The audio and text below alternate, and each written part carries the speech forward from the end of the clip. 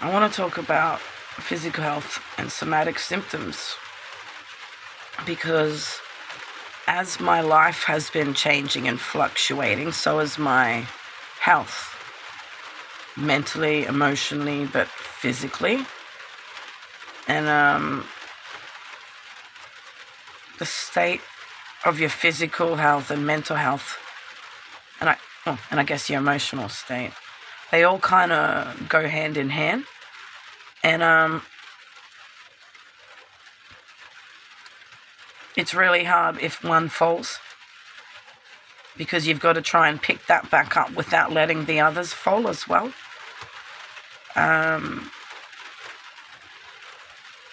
When your central nervous system is so heightened, it's hard to explain. It's a different type of burning, and you kind of just get used to it. Everything that you feel sort of gets shoved in the background, and it's like you get this super layer over you that can just push through it. So like, I can be laying there with my hips locked and my sciatic nerve just burning and flaring and feeling all stiff and lethargic, but then something will trigger me, or I'll get scared and I'll go from 0 to 100, and I can be like Forrest Gump, straight across, running across the other side of the country, not feeling a thing. And it's kind of, I feel that that's quite dangerous, because we have so many things going on inside of us, but we keep jumping into all these different states and pushing through things. So by the time we actually finally do stop and self-love, stop, take a moment to take a deep breath, have a rest, have a lazy day, whatever it is when you feel it. And because lately I have been having days to I call it to stop and smell the bark, because I'm out here and I'm turning my isolation into solitude, and I'm trying to find the positives in what I have around me and embrace this opportunity to be in such beautiful nature, which is exactly what my nervous system needs. But I've been out here for so long, running around in a heightened state of survival, that I haven't been able to stop and appreciate it. I haven't been able to stop and slow down and let it do its powerful work on my nervous system. And because I've been having not days, I never get a whole day where I can just take it in and love, because I'm not self-sufficient out on the land. I'm not someone who has a fucking clue what they're doing. I'm someone who got a caravan and was ready to go and learn how to live in a caravan and how to maintain a caravan and how to be on a farm and on the land and grow things and take care of myself and fix things, all of that.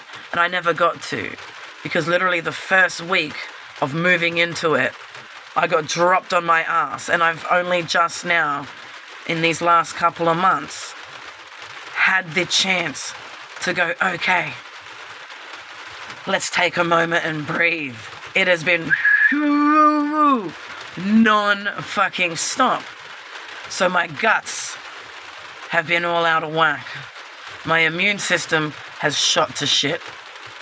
I lost so much weight. But you know what? Because I've stopped, the things that have been hurting and deteriorating, they aren't healed, but they've stopped going backwards. So, all my tight muscles that have been locked are slowly starting to thaw out, because I'm taking time to stretch. I'm taking time to exercise. I'm taking time to slow down and just connect with nature and calm down. And by doing those sort of things, my muscles Are they where they need to be? Are they? Ooh, no, they're not. But it's a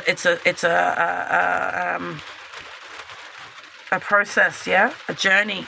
It's a journey, and you can feel it. So that locked neck that you can't move, suddenly you go to move it and it'll just rip like, holy fuck! And that pain, it's really easy to feel negative about it because that is so excruciating. But my mindset, because mentally I've been focusing a lot on what I need to move forward, my brain now, instead of going, oh, you fucker, it's going, oh yeah, let it out, baby. Because I know that pain is like, nah! Some of the pains that I've been getting across my eyes, and I know it's because all the nerves at the back of my head have been like this for so long. If I was still in that mental state of panic, I'd be like, oh my god, my fucking face is falling off. But actually, my logic's able to kick in, and it's like, oh, it's releasing. Because I'm having pops. And one thing I am concerned about, though, is the headache that I've now been getting on my left side. Because the only headaches I really used to get would be the ones on this side, which to me all had a reason. And now, because this is new and it's come since I had that, I'm like, I keep getting headaches in that area and I don't know what it means. So I'm not going to go to a GP because I am on this ever slow and fucking never-ending process of getting onto NDIS. And, I don't even know if I'm going to get on. I'm applying for it. But because I'm not going to just go straight to the front counter and talk to anyone who could be working at the fucking Telstra call centre, because they're not qualified in any way to be dealing with health. They are qualified to take phone calls and work in customer service. English isn't even their first language, so they're struggling to understand a lot of the things that I say. That's not racist, that's a fact. Everyone has their place, and if you're not qualified for the role, you're just going to fuck things up.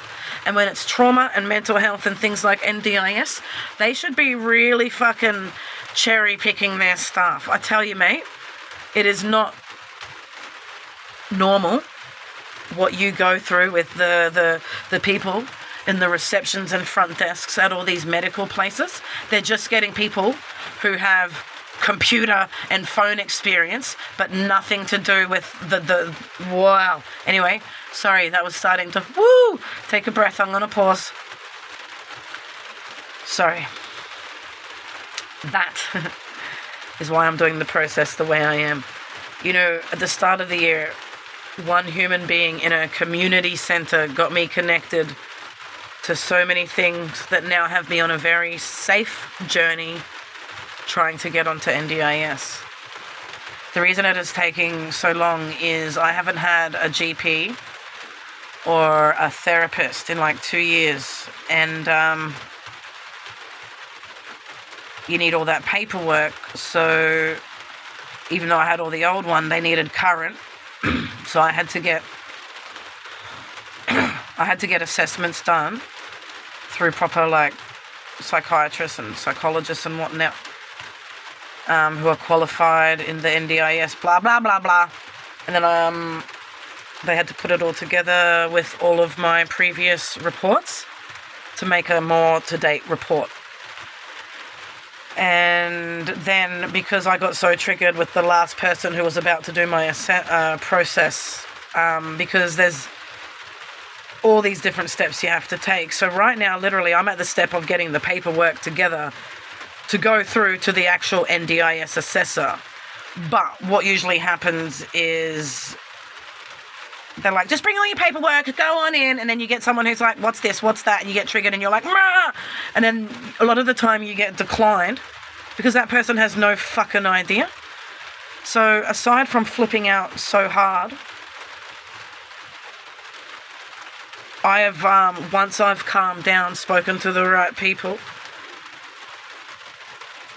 I'm literally having someone who's like a trauma clinician who's also qualified in NDIS and has their own business with psychologists and psychiatrists and stuff, who's doing pro bono, which is also why it would be not as quick, you know what I mean? To hold my hand and find me another person who will do the application when the time comes. So that's why I haven't actually updated anything with it yet, because I've just been doing assessments and getting all the medical like paperwork and then waiting for them and all the behind the scenes stuff. But I've also had I've had a few medical episodes which I've had to get incorporated into that through other people in the system. And that's just things, they are just things that have been taking time. But because I just got triggered, I've been getting, now my neck has just locked and the pains and the zaps that have gone up behind here. So I've got to catch it really quickly these days. Even though the diesel heater is here, I don't always get to use it because solar is my main charge. I got too excited too soon. I haven't been able to start the generator since that one time. It's my arm. I also can't start the water transfer pump, and my IBCs have now run out of water, so I can't fill them up because I can't start anything. It's weird because I've had such an improvement, so I don't think it's just the problem in my arm. I think it's also a strength and exhaustion thing because I just can't pull it. And it hurts me in my chest and my neck when I keep trying. So I've actually now been taking the jerry cans when I go out to fill up for water. And because it's all solar, days like today, I don't know if you can hear the rain. There's no solar. So if I can't start that Jenny, which we know I can't, I'm fucking wrecked. I can't start it on a good day. There's a chance I won't have heat tonight. And I ran out of butane cans for my little single burner butane stove, which is the only way I've been cooking because I haven't been able to finish the kitchen. And the storm and winds ripped down the gazebo roof. So I've been living on rice cakes and fruit for the last 2 days. I went out yesterday and I was doing so many things and forgot to get butane cans. So I've actually got all this food that I could cook because I literally went and did my grocery shopping and forgot to get them. And then I went out the next day and forgot them again. So, and my caravan batteries are down to like 30%. My phone's on like 20-something%. So I'm like, okay, everything's down and out and I'm down and out. So I'm going to use this opportunity to have stillness and do my, do some, not necessarily some shadow work, but just some facing some stuff and processing some traumas. I've been doing a lot of third eye and pineal, whatever it's called, gland activation, a lot of stretching. I can tell you what, man, my stools have changed a lot. I've noticed, I got really sick last week. It was self-inflicted. It was so dumb. Because I've actually started craving food again for the first time in so long, I decided to treat myself a couple of times. Not a lot. I'm not going crazy, and it's not like I go nuts. But I thought it would be a good idea. I was like, I want an ice cream. Duh. Why did you do it when you were on your period all cramped up in a fucking freezing cold day? Brain tapped out and just no logic kicked in. Craving kicked in and went, I'm getting an ice cream. I got so sick instantly after eating it that driving back from it, I pulled in to an accommodation place and asked the owner if I could please pay them $50 to use their shower, and they actually just let me go into, because they live there, into their own little accommodation thing where they live, and I used their bathroom, and they didn't charge me. They told me to pay it forward. And then the next day I was at a meeting for housing stuff, because there's no way I'm going to get a housing in time, and I have to find a place to live. And the thing is, I'm finally like in this good place, right? But I have to find a place. And it's like, okay, the reality is I'm on a pension. Half of it's going to where, like, I'm renting the vehicle I have because I can't afford to buy one. Losing my job and everything that happened in Victoria just shot my credit score through the fucking... It's done. I can't even afford a loan anyway. I owe so many people money. I've already got Nils loans and things I'm, like, advances I'm paying off with Centrelink. I've already applied. I've already gotten my super out on hardship 3 years in a row, and I can only do that 2 more times. But I couldn't get a car with that. And it's like, okay,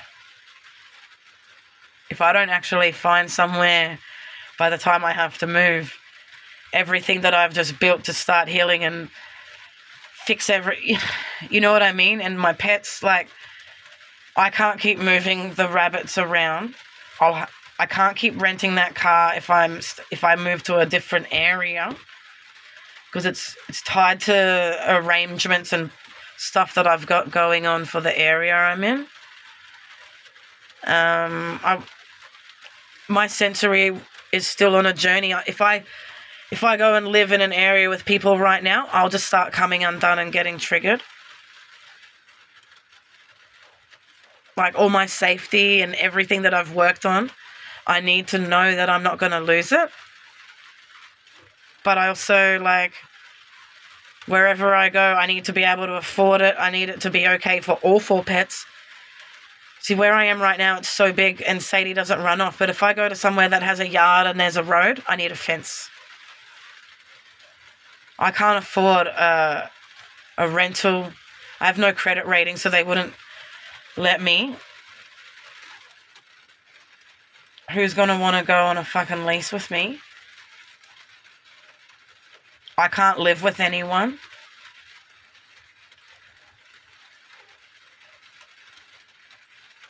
But if I could sell my caravan, I could get a car. But then it's like, I need the caravan to live. So then it's like, do I just try and get a car that I can live in? But then it's like, to sell the caravan, where do I stay in the meantime while I'm trying to find a car or a live-in car? Like, you know what I mean? It's like, okay, should I be getting a tent? So that I can get a car that I can live in? But then if that happens, what about my rabbit? You know, and that's where I'm at. And I can't get... because if I start panicking, I lose my brain. And the amount of accidents I keep having, you know, I keep losing the rabbits. And then I can't take care of myself. I can't take care of my pets. Phoebe got so neglected. Sadie's mental health.